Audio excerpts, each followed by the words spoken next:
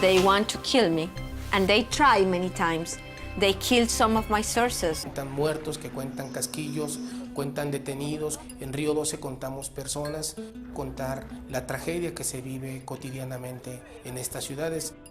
Los malos están en todos lados. Those were the words of Mexican journalist Affair Valdez Cardenas before he paid the ultimate price, his life, for relentlessly exposing the drug trafficking ring in Sinaloa, Mexico. But as devastating as his death was, he's just one example of many journalists mercilessly murdered by these criminal organizations. So here are 5 of them who pissed off the wrong cartels. Unveiling shadows in Colombia. 96% of all the crimes in Mexico, all the crimes, small ones, big ones, are impuned. There is no justice. Jeanette Bedoya Lima, and speaking out on behalf of victims of sexual violence in Colombia. All women and girls are in your debt. That was Jeanette Bedoya Lima receiving an award for her bravery as an investigative journalist in Colombia. But that's just one side of her story. The other one entails her getting kidnapped, raped and tortured not once but twice in 2000. The first time this happened was when 26-year-old Lima worked alongside Ignacio Gomez, another investigative journalist at the Bogota daily newspaper. Lima, at the time, was covering a very crucial story on the Colombian war against terrorism, while investigating a story on arms trafficking by both state officials and the paramilitary group called the United Self-Defense Forces of Colombia. As she was covering that story, she had received an invitation from a convicted killer, simply known as the Baker. He wanted to meet with Lima and give her all the information she needed at the infamous LA Modelo prison near Bogota. She went with an editor and a photographer, but when they arrived, things got hazy. Sobre tráfico de armas, fui secuestrada y fue una especie de retaliación a ese trabajo periodístico que estaba haciendo.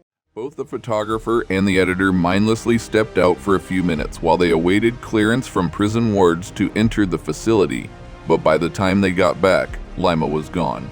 No screams were heard, no signs of struggle, and certainly no eyewitnesses willing to speak. Lima later revealed that she was approached by a man with a scar over one eye who wore shiny shoes and also shoved a gun right below her waist. He took her out of the prison facility through another exit while prison wardens watched remorselessly. Then a mysterious group of men beat her to a pulp and violated her, Julie, while repeating the words, "Pay attention. We're sending a message to the press in Colombia." We're done. They threw her semi-conscious body into a dump pile beside the road. But by evening that day, she was discovered by a taxi driver who immediately drove her to the hospital. Lima barely survived that attack, and you'd think she'd quit or run away like any normal person would, right? Well, not Lima. Just like the words of Vincent van Gogh, Lima had put her heart and soul into her work, and she had lost her mind in the process. She didn't quit, and instead she went harder on her quest to uncover the truth. Sadly, it led to another kidnapping, and this time they went harder on her. In 2001, a year after the incident, Lima was hired by El Tiempo, a Colombian newspaper, and was put in charge of its law enforcement coverage. Jeanette Bedoya Lima built her career in Colombia as a reporter seeking out tough assignments and going to great lengths to uncover the truth, including reporting on the war between FARC guerrillas, the paramilitary group, the armed forces, and the Colombian government. Before this, though, Lima had received international recognition in the U.S. for her unwavering commitment to her job. This recognition also played a positive role in her career. It served as a bit of protection for Lima from more violence. She had received a telegram from the boss of the paramilitary forces saying she had nothing to fear from them. August 2003, she traveled to the town of Puerto Alveda to report on how it had been captured and held by the FARC guerrillas for more than a year, forcing its 1,100 inhabitants into full-time cocaine production. When they arrived, an FARC guerrilla leader instructed their kidnapping and took away their cameras, cell phones, and clothes. The leader also ordered the people not to speak to or feed him. However, they defied his rules. They not only gave him food, but also tried getting him help after they heard that the leader was planning to kill him. Once again, though, Lima cheated the hands of death after a senior fay. Mercy Commander was alerted of this situation. He immediately got her released, apologizing on behalf of the leader who ordered that kidnapping in the first place. Lima had become a household name in Colombia, and messing with her wouldn't have been just a national issue, but an issue that would have definitely brought questions from international organizations. This is partly the reason why Lima is still alive today. Aside from the fact that the drug trafficking scene in Colombia is slowly deteriorating, Lima has claimed so many awards and international recognition for her job that she's regarded as the face of journalism in Colombia. But this next journalist on our countdown is regarded as her Mexican counterpart, Anabel Hernandez. Battling collusion in Mexico, Anabel Hernandez, the most powerful man in the government, want to kill me because I revealed in my book that he was in the peril of the Sinaloa cartel in 2010. There were a lot of people that wanted Anabel, the Sinaloa cartel, the Mexican government, and a faction of the US government, all because of a book she wrote that exposed their dealings in detail. She became wanted in Mexico and had to flee the country with her family. But this wasn't the life she always wanted for herself. Born in 1971, Anabel dreamt of being a lawyer as a kid. However, that dream couldn't come to fruition after she noticed the bias in Mexico's news reports on the drug war. A lot of killings were going on in different states, but far less were being reported. Reporters and journalists shield away from these types of stories in order not to get killed. But Anabel. At just 21 years old, she started her own newspaper called Deforma. She was still in school at the time, and her first front-page story was about electoral fraud in Mexico City. It was a powerful one, grabbing the attention of many. 3 years later, Anabel was pregnant with her first child, and ultimately her work got the attention of the Mexican government. In Mexico have existed many cases like this. For me, what really is incredible is that these relatives don't get tired of fighting. She kept changing jobs because of unofficial reports that the Mexican government tried censoring her work. This didn't stop Anabel, but it landed her in a lot of trouble. December 5th, 2000, Anabel received a phone call from her mother telling her that her father hadn't come home the night before. Anabel and her family members began the search by first calling local hospitals to find out if he'd been brought in. Then they would call a radio station reporting him and his car missing. Immediately after they did this, someone had called back informing them they found his car. Anabel's brother went to that given location and found an extremely horrific. The car was parked by the roadside while Mr. Hernandez's shoes were in the trunk. They were stained all over with his blood. By evening, his body was found on a highway outside Mexico City. He was confirmed dead. This man was a victim of Anabel's war on the entire narcotics underworld. The police told the family they'd be willing to investigate this murder if the Hernandez family paid him to do it. At this point, it was obvious Anabel had suffered a loss for off the powers that be, but she wasn't ready to retreat. Rather, she wanted revenge. In 2001, while working with a major newspaper in Mexico, Anabel exposed a story about how the winning Mexican presidential candidate at the time they sent a Fox used public funds extravagantly to decorate his personal space. This was despite his campaign promises of economic austerity. The newspaper revealed expense reports from President Fox's government uncovering overcharges, unverified purchases, and connections to non-existent companies. The story gained international recognition and even earned Anabel an award. 2010, I was able to publish all my research. So that became very dangerous for the government and for these corrupted policemen. So they want to kill me. But she wouldn't stop here either. In 2010, she dropped a book that exposed in great detail the relationship between the cartels, El Chapo, the Mexican government, and the United States. Since 2010, when I published my book, Narcoland, about the power of the Sinaloa cartel and how this power is growing in all the world. I mean, it's growing in Mexico. The book took 5 years of research and was titled Las Sonoras del Narco, or Narco Land, the Mexican drug lords and their godfathers, according to this book. Annabelle stated that the government, its policies, the military, and the entire financial sector of Mexico are structured in a way that gives power to the cartels and makes drug trafficking possible. She went further, claiming that under President Vicente Fox, the relationship between the cartels and the government changed as Fox sided with the Sinaloa cartel by letting Joaquin El Chapo Guzman escape prison in 2001 to top it all off.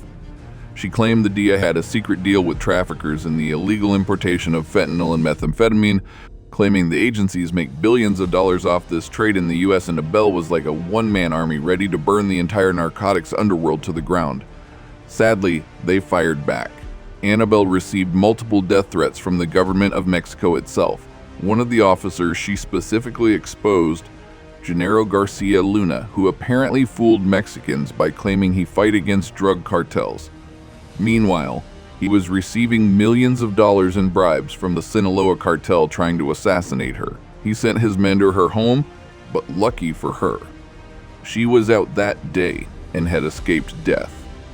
Now, as courageous as she was, Annabelle was still human and she did fear death, but at least she achieved her goal. I'm glad that I still be alive to be able to publish these stories, because I think that people deserve. To know people needs to know what is happening there. Enrique Quintin, the tragic end of investigative zeal. In the League Quintania, August 9, 2006, the bruised and lifeless body of Enrique was found outside the city of Chihuahua with 2 gunshots to his head and back. Now, this was his punishment for messing with the infamous Juarez cartel, but they weren't the only ones after him. Infection of the Mexican government also wanted him dead, and you wouldn't even believe the cruel reason why. Now, his journey to becoming wanted by both these groups began when he started his own investigative magazine titled Dos Caras Una Verdad, which translates to Two Sides, One Truth. He founded this magazine. In 2005, after working 20 years as a crime reporter and investigative journalist, his aim was to uncover the men behind the countless homicides and drugs trafficked in Chihuahua. And you'd really have to commend his boldness, because Chihuahua at that time was one of the worst places to be in Mexico. It was governed by Mexican state officials, but the Juarez cartel had the final say on all affairs. The cartel was responsible for transporting billions of dollars worth of illegal drug shipments into the U.S., and at the same time they were in a battle with the Sinaloa cartel over those borders. This led to countless homicides within and outside the city. This place is also home to some of the most corrupt Mexican cops and officials. I mean, how do you even get tons of cocaine across the border without being stopped? The cartel streamlines millions into the pockets of these officials to keep their mouths shut, and anyone who dared to step in their way would find themselves 6 feet under. In simpler terms, Chihuahua was a modern-day Gotham City, and Quintanilla took up the role of Batman trying to keep that place clean. However, in this version, Batman died. And before all this happened, Quintanilla used his magazine to fight for justice. It was strictly crime-related, and it was known for criticizing the Mexican government for those high homicide rates in the state of Chihuahua, particularly the executions between rival drug cartels. He also would write about corrupt officials' unsolved murders and drug trafficking activities. The implication of this was that he was harassed on multiple occasions. However, just a few days before he was murdered, he exposed photos and documents that gave insufficient detail government officials involved in the drug trade. It even implicated the then governor of Chihuahua, Jose Reyes Baeza de Razas. This was the trigger that provoked Quintanilla's death. August 8, 2006, euthanasia was last seen leaving his office at around 11:00, and he would never return home that night. His family reported him missing the next day, and his body was found by Mexican authorities dumped along a roadside, though following day his lifeless body displayed harrowing evidence of torture. Martin wounds from a .45 cal pistol to his head and back. Police noticed a chilling resemblance, symbolizing an execution style favored by the Juarez cartel. But this theory of theirs was disproved a few years later. October 12, 2012. Mexican Media House. CBS Azteca got a video from an anonymous user showing two naked men with clear signs of having undergone torture, confessing their involvement in the assassination of Quintanilla. The alleged killers, Leopoldo Rodriguez Garcia and Armando Duarte Escobedo, were interrogated by an unseen man heard in the background. The video clip, and they both admitted that they had killed this man on the orders of 3 drug lords of the Juarez cartel. A few weeks later, another video was posted on the Mexican news website El Diario de Chihuahua. In this video, the brother of the Chihuahua State Attorney General Mario Angel Gonzalez was seen handcuffed and surrounded by at least 5 masked gunmen carrying assault rifles. After answering some questions, the man confessed that his sister Patricia, Gonzalez, the state attorney general, had ordered the execution of Quintanilla and Armando Rodriguez Carrion, another journalist. Many people interpreted this as the cartel forcing the real killers to confess to their crimes.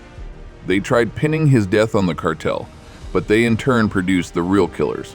The only problem was they did it 6 years after his death, and also after a set of gunmen killed one of his sons, Jonathan Perea Cardenas, in 2009. Javier Valdez Ganas, defying cartel shadows.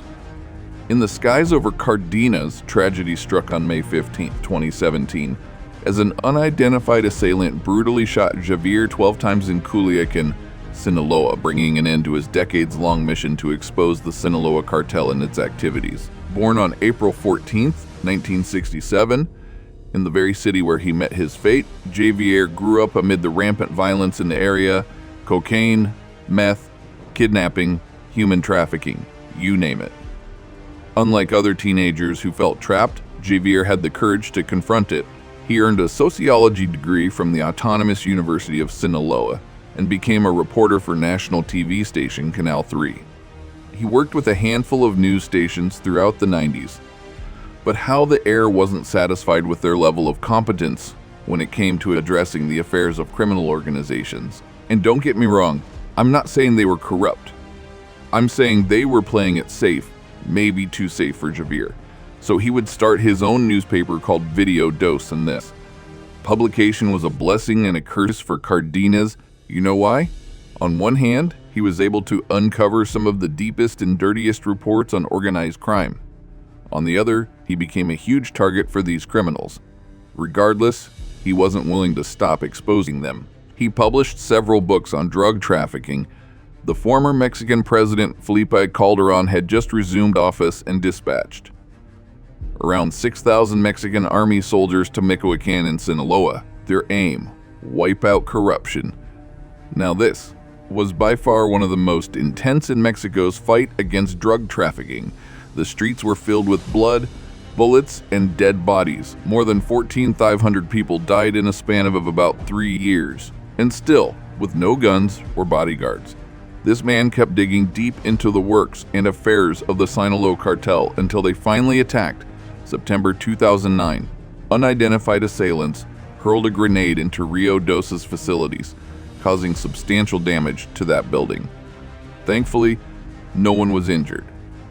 That attack causing substantial damage to that building. Thankfully, no one was injured.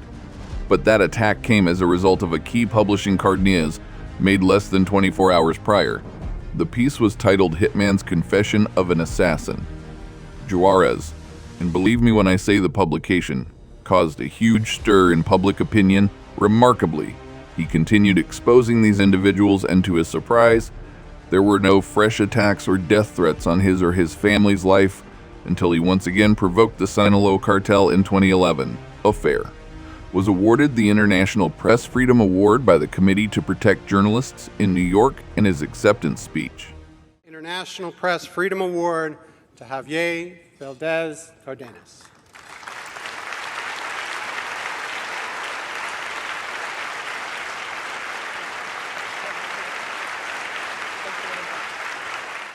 He condemned the violence in Mexico and blamed both the citizens and the government for each playing a role in driving the war forward. The speech obviously pissed off the Mexican government, but you know who else passed off? That's right, the Sinaloa cartel. And it meant one thing and one thing only: This guy needed to go.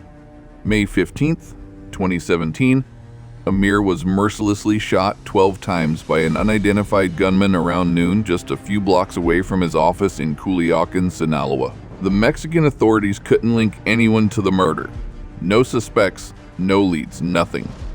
Now his murder was condemned by the U.S. Embassy in Mexico. The UN and the UA he would leave behind his wife, Griselda Triana, who was also a journalist, and his little daughter. And if you're asking what happened to his newspaper, well, they didn't die along with him.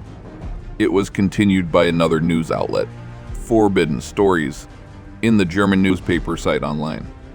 So it's safe to say his legacy lives on. Rulo Ra Terra, silenced by Los Zetas. Now, Rodolfo joins the long list of journalists murdered for speaking against cartels and drug trafficking in Mexico. But unlike others, Rodolfo died at the hands of the one cartel that rarely ever targets journalists, Los Zetas. January 20th, 2007, 5 alleged members of Los Zetas reportedly kidnapped, tortured, mutilated, and burned his corpse in Tabasco, Mexico. What led to that brutal attack began with his job as a journalist and investigative crime reporter for a newspaper called the Bosco Hoy. Rodolfo was known for being very direct in his news reports and articles. As a result of this, he received a lot of death threats from suspected drug traffickers. At the time, the Zetas, a breakout faction of the Gulf Cartel, operated in the state of Tabasco. And if you don't know about these people, allow me to educate you a bit. This group is known for their brutal tactics, including beheadings and indiscriminate violence. On that day, Rodolfo was working on this article about a group of bank robbers in the area, and these gangsters extorting cash machine users, and via Damosa, Tabasco. He left the office around 8:00 p.m., and that was the last time anyone saw January passed, and so did February and then March, without a word or a lead on where Rodolfo might have gone. There was no evidence supporting the claims from these suspects. The police then closed down that investigation and nothing was done afterward. This left his family and friends with just a few questions that needed to be answered. For instance, what if the police had no idea what happened to him, and instead decided to put up this charade to get the press off their backs? Why they closed this investigation without getting any evidence to verify the suspect's claims? And finally, maybe why haven't you liked this video and subscribed yet? Come on, don't look at me or smack those buttons in the face. But at the end of the day, these stories serve as a reminder that being a journalist or a crime investigator is a tasking job, and they must have some level of protection from the government to keep them out of harm's way.